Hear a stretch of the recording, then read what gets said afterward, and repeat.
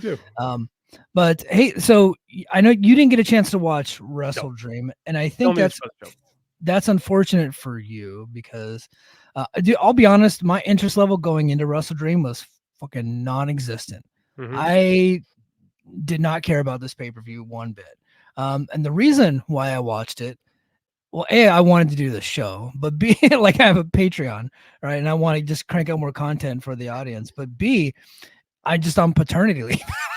So, and like the kids are keeping us like up all night. So I get it. so I like on my sleep is just all wonky. And so Saturday, I started watching the show at like 8-9 p.m. or something like that, and I was up till like midnight. And I'm never up till midnight, but I was able to go ahead and just watch it all the way through in one sitting, which I'm never able to do. I usually watch it over like I'll start like part of it on Saturday, some of it on Sunday morning, and then some like on Sunday night. I'll do that, and I'll do a podcast maybe like Monday.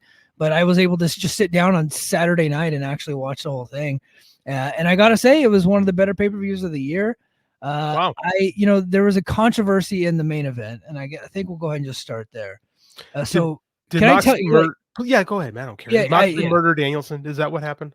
So they had an awesome match, right? A little bit of fuckery with Marina Shafir a little bit, like during the match, but the referee did the whole "you're out of here" type of deal, which has to happen 2 or 3 times pay-per-view. So she ends up leaving because at one point Danielson did have him beat and she interfered, right? So okay, so we get past that. Lots of great brawling, just two of the great wrestlers in AEW history just going at it. We get to the finish, and it's Moxley hits him with a pile driver, and then and then gets in a bully choke, and just chokes the motherfucker out. Chokes out Danielson, and it was like silence in the crowd because they didn't see that coming.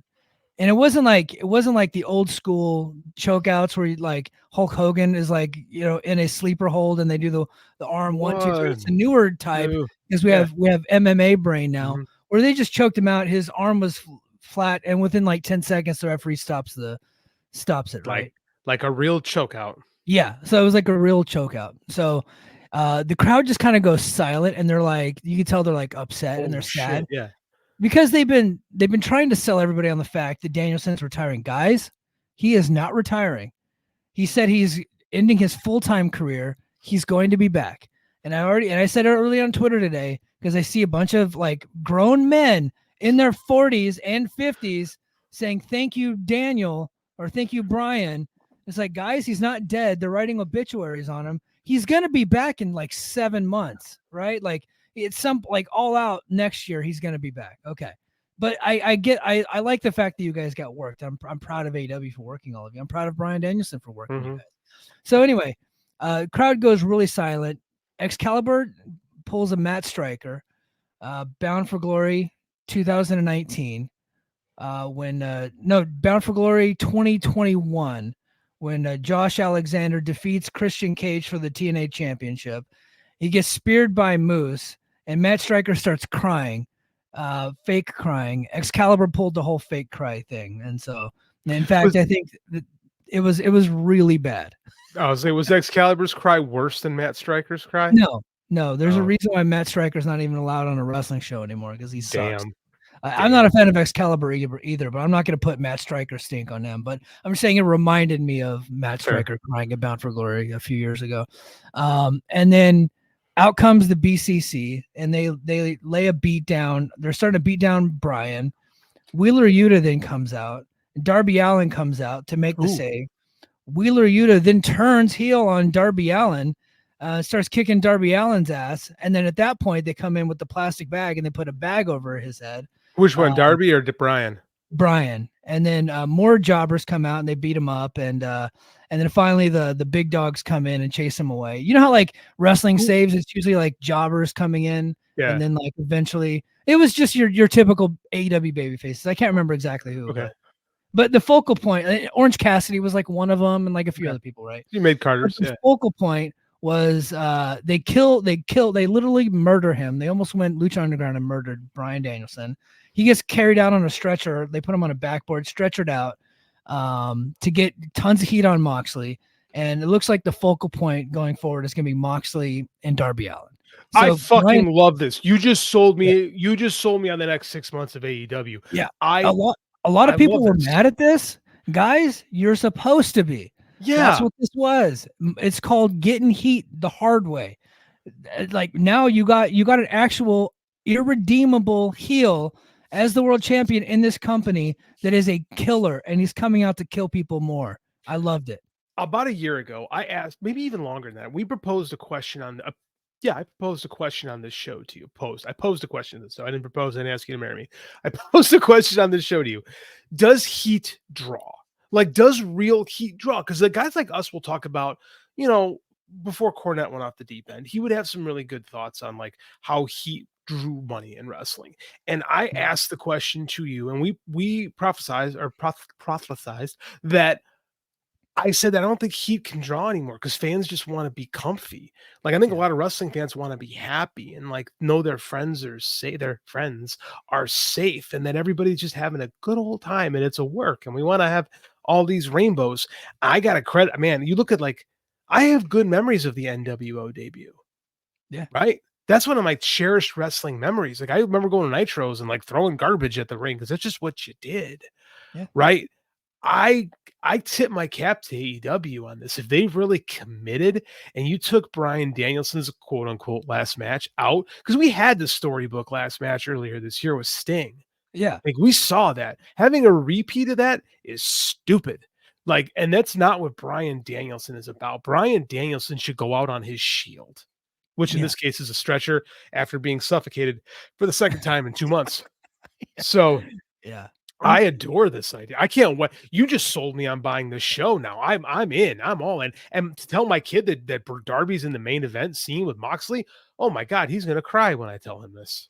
Yeah. I don't know how fast they're going to go to that match. Oh, who I cares? think Kick it down they the have pit. to push it out a little bit. They need to Yeah, push it push out a it little out. bit. Yeah, that I should think be they like can do yeah. they can do a Full Gear. They can do Wheeler and Darby, I think, and I that's perfectly acceptable match. And, Fine with me. Yeah, yeah. let him do like I always think the mistake of Sting. I think I said this on our show or one of these previous overtimes was that they went right for Sting to Hogan. I always thought it would have been better. You ever see Game of Death, Mike?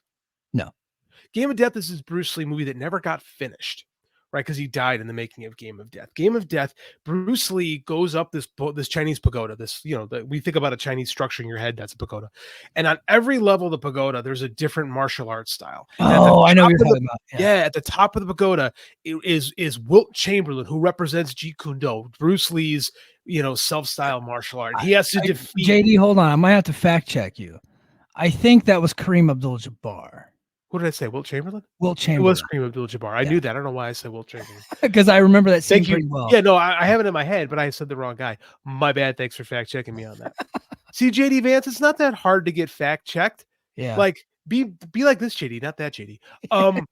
So, anyways, Bruce Lee is moving up the pagoda, beating all these guys on his way to the top. I thought Sting should have moved his way up the NWO on his way to Hogan, and then we would have had the bullshit with him not having a good enough tan. Yeah. I think that this is what they should do with Darby Allin. Move him up the pagoda. Let him fight each individual member of the BCC on his way to Moxley. Like, build a baby face here. Dude, I'm excited. You just sold me on this. Okay. Yeah. It was, I think Rich and Joe said, it's like Mid-South Tony is back. I'm like, yeah, Mid-South Tony is back. Smoky Mountain Tony is back. This is Kevin Sullivan, showing up and murdering the champion, a primetime Brian Lee right on television. And they made everybody in that venue like super uncomfortable. Nobody in the arena left home happy. Sometimes, dude, I'm sorry. Okay, what is the best Star Wars movie ever made? Well, Return of the Jedi. You're wrong. It's Empire Strikes Back. Okay. The Empire Strikes Back is very much thought of as the best Star Wars film. It is the one. It's the most critically acclaimed. It is the best made film. It is the one where everyone is fucked at the end. Luke got his ass kicked, lost his goddamn hand. Vader's his dad. Han Solo is frozen in a block of ice and sold to Jabba the Hutt. The rebels are on the run. Oh shit. It's when you talk about the 3-act structure, right, of any movie or play or whatever, the end of Act 2 is like you design it so that the protagonists are fucked and they have to really recover to get there, right, to achieve their goals. It's always the most interesting act in a film, right? That's where we are right now. That's where we are. Like, Yeah. and that's always where shit's at its most interesting. Like, the good guys can't always win. Even Bruno lost. Yeah. You know, and I'm not gonna say that it's bad faith criticism because I've No, seen I some don't think like so. people I respect out there. Aaron Rupar was I going I crazy about think it. He's one of my I favorite think political people. I think the Roman title reign like ruined a lot of people because he was A lot like of doing people. this all the time, kind of like screwing over the babyface at the end. And like they hated it so much, and then finally they got to Cody's story, and now they want every pay-per-view to be like Cody's story. Like that's what they want. They want that feel-good moment at the end of every pay-per-view. I paid my hard-earned dollars. I want to leave this pay-per-view and I want to be happy. Well, guys, like that's not how storytelling works. Like No, it isn't. sometimes the heels got to win, and Yes. sometimes they got to send you home upset because guess what? They're like John Mox is going to get his comeuppance.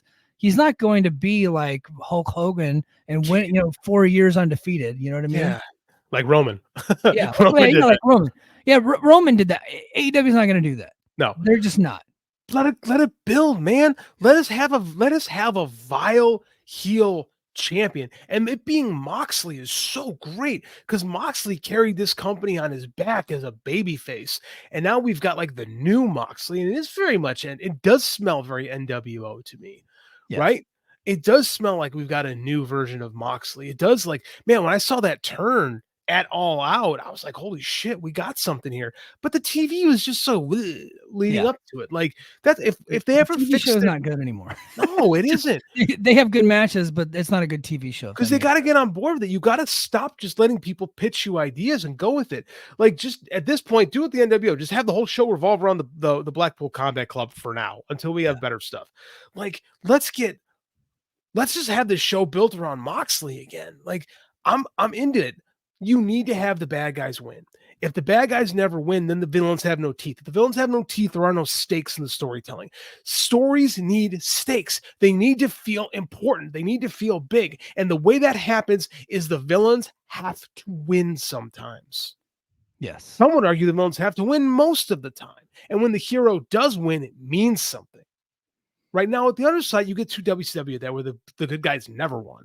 Right? You can't be like that. But it can't be like Hogan era where he just won all the time. And like you have no real drama. Like, tell a real story here. I'm very excited. Now I'm a little bummed that I missed this live, but I'm super interested in where things can go. I think you need to at least go back and I will watch go back. the main event. I thought the main event was great. I loved the go home angle, or the angle that sent everybody home upset. I love the fact that even some of our friends were really upset by it. That stuff just entertains me. I just really like it. You're gonna have to tell me which of our friends were upset so I can laugh at them. Yeah. So that stuff just entertains me. Takeshita, Ospreay, and Ricochet. They had Dave's probably gonna give them like 6 on their match. But like I said, it's Oscar bait. Like they no sold some poison ranas and did like everything that they possibly could do. There's a table spot, bunch of like it was fucking fantastic. Don't get me wrong. Robert Zemeckis and Tom Hanks have a movie coming out this year that's all like AI stuff, but it's the two of them in it. So it's very like they're bringing and Robin Wright, so they're bringing back the crew of Forrest Gump. Oh so shit! Very, very clearly Oscar bait there. This is the equivalent of that. Yeah, yeah. No, definitely. Like this is like they've read Observers for 40 years and like, okay, what is Dave like? What does Dave want? What does Dave want? But you know what? They actually told a good story here. And if I did have a criticism of the pay-per-view, it is that they did the same angle twice on the same show. Because at end of the match, they're having a fucking barn burner of a match, one of the great matches in AEW history, of course. Don Callis, Ospreay's about to win. He's about to beat Takeshita. Callis gets involved. He's about to hit Ospreay with a screwdriver. Ospreay catches him. He's about to attack Don Callis. A masked man comes out, attacks Ospreay with the screwdriver. It was Kyle Fletcher. So they did the same angle with Wheeler Yuta, and Wheeler just wasn't wearing a mask, but sloppy. Yeah, little sloppy. Yeah. But both of them worked individually. But I think because you did both on the same show, one is not going to be as remembered as the other. And that was the tough part. They did the two angles, but yeah, Kyle Fletcher turned on Will Ospreay. Takeshita got the victory. He's the new international champion, so they're getting behind Takeshita, so I'm cool with that. The only other problem I had with the match is that Ricochet was the third biggest star of the match, and he kind of feels like he's not that big of a deal anymore. And I honestly saw that coming when he came here. It's Ricochet. I mean, I like Ricochet. Don't get me Me wrong, too. but the only time he was really ever really over was, I'll be honest, Prince Puma, right? When he got to be the Yeah. leader. But I mean, he got overshadowed by Pentagon. Yeah. You know, it's just that's just Just Ricochet. yeah. That's just him. I thought, and guys, we're not going to do a match by match recap because JD just hasn't seen the show. So, whenever I do cut this for YouTube, it'll just be, just more. You guys will know that we focus more on the main event. But I thought another match that was really good that I think people are going to go out of the way to see is Mariah May versus Willow Nightingale. Really? I thought they kicked. I honestly was almost on my skip list for real because the match was kind of made at the last minute, not a real story going into it. I knew Mariah May was gonna win, and I'm kind of a big fan of Willow, and I'm just like, she's just kind of like the lovable babyface that loses all the time. But they still got me into the match. It was a really good match. I think everybody needs to check that one out. That's 2 pay-per-views in a row that Willow has just kind of pulled something out. She's a very good professional wrestler and an excellent babyface. She is. She's a what a find. Yeah. And Mariah May is going to go down as a far more impactful signing than Mercedes Moné. I think so. I think you might be right about that. She's a kid still. Yeah, when it's all said and done, I think she's going to be far more important to this company than Mercedes Moné because Mercedes Moné hasn't she's there. She's taken a lot of the talent budget and but they have not gotten that return. I think that Mariah May is ultimately gonna overshadow Mercedes Moné when it's all said and done. I think she's that good. Could Yeah, be. she's super talented performer. Other matches that I thought were pretty good. Obviously, Private Party and the Young Bucks. I didn't care about it, but it was a pretty good match. One match that I hated was Shibata versus Jungle Boy, but I knew I was going to hate it going in because I knew Shibata was going to lose. So I was already had a deficit, but they did one of the finishes from Chi-Town Rumble where they did the double pin, and Shibata's too stupid because he had him in a choke, and he's too stupid to know that he's getting his shoulders counted on the mat because he's an idiot. That's what they did to Shibata, one of my favorites of all time. So to be fair, Shibata did have his brain removed and put it back in. That is true, yeah. So maybe parts of his brain are no longer working the way that they should be. So I think I thought they hit a home run with the pay-per-view. I doubt it does great business. It just is what it is. It's just that's okay right now, but that's okay. That's okay. But sometimes it's more important to make a statement and get people later and get people to go, man, I missed this. I need to get back into it. If I were them right now, I would just have BCC destroy everything. Like get them on real TV shows and have them cause havoc. I would just get attention. Is Pac officially part of the BCC now? He is, yeah. Love it. Yeah. I love it. Yeah. It's Pac. It's Marina Shafir. Sorry, Wheeler Yuta, Claudio, and John Moxley. So that's the group. I don't know that they're going to be adding anybody else. They shouldn't. Yeah, they shouldn't. Stop. This is where the NWO fucked up. You don't have to put everybody in there. Don't put them in shirts. Just let them cause havoc. Love it. Yeah. But hey, that's gonna do it for the WrestleDream portion of it. I'll let JD go ahead and watch it, and then maybe if you do get it, watched by Thursday, maybe give us some thoughts on the show. We'll do that. Yeah.